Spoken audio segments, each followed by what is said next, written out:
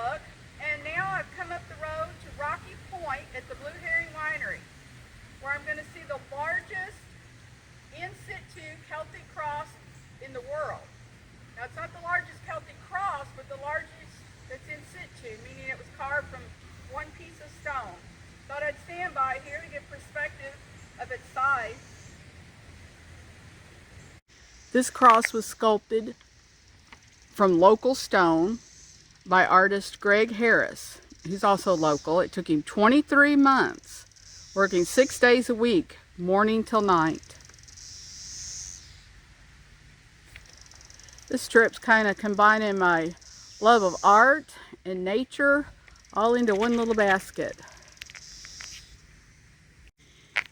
And I thought I'd get a little bit of footage of the back of it, which is really just as beautiful. It looks like nature is adding its artwork. A little bit of maybe lichen starting to grow. I thought I would get some close-ups here of these Celtic symbols. Really beautiful. You got to kind of get up close to. Don't know what all these mean, so I won't be able to interpret them for you. Now, before I leave, I was getting all the angles, and I looked at the side. This is interesting. Got a leaning tower of Pisa here in southern Indiana.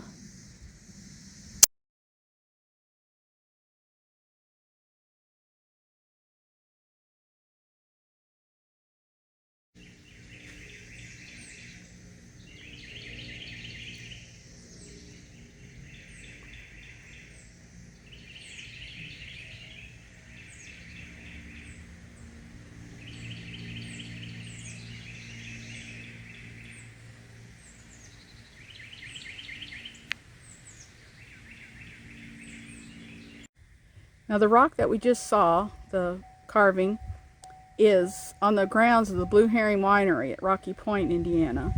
And in the parking lot up at the winery, there's more work by the same artist. As you can see, we're right on the banks of the Ohio River.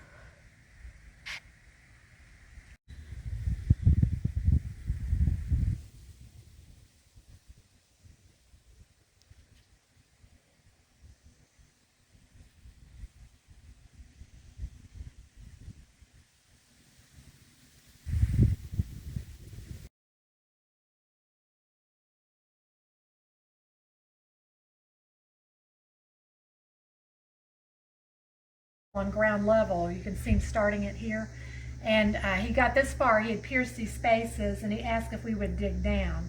So we brought in equipment and had it excavated on each side, not knowing for sure how deep the stone went. And then I'm going to switch things in. So what you saw then down there, here's where the hill used to be. And this was the original circle that you see here. So then he figured out the rest of the cross, and each side of it is different because the stone leans, and he had already established this portion of it. Then this had to step out with the lean, and that had to go in. And so this is Greg. He's a self-taught artist. He based it all on prime numbers and a ratio of 1 to 1.6, which is the golden mean. And he used, it is laser perfect, but he used a carpenter's level to keep all those surfaces level. It's unbelievable. So I was wondering about it leaning when I walked to the side. Right. And that's the way the stone was. So that's how it was on the hillside. We don't know how it got in that position, if it fell that way during an earthquake, or if, you know, there's a chance early man could have put it there. We don't know. There was a group of Celts supposedly that went through here, you know, long time ago, and there could have been an early Celtic group. Because they in Europe, in Ireland and Scotland, they stand stones up as either markers or ceremonial places. And so this could have, that's just a theory, but it could have been a standing stone. If you Google standing stones, you see all kinds of things that look like that. Okay. But it took him 23 months, and it leans 23 degrees, and the 23 inches is the most repeated dimension on the cross. All by chance or divine intervention or something, I don't know.